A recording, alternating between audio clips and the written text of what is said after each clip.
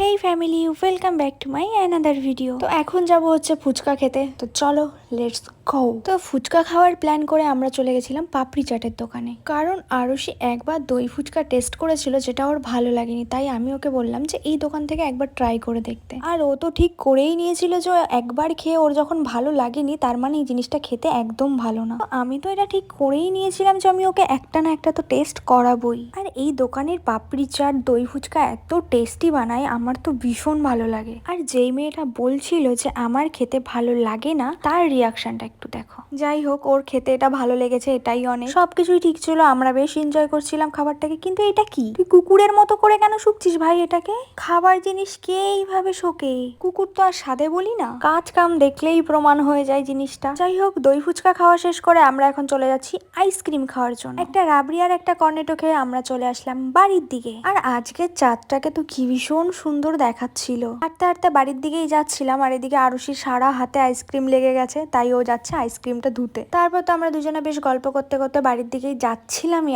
আর এরই মধ্যে আমার জুতোটা ছিঁড়ে গেছে। আমি বাইরে বেরোবো আর খারাপ কিছু হবে না, এটা তো হতেই পারে না। যাক, আজকের মতো এইটুকুই।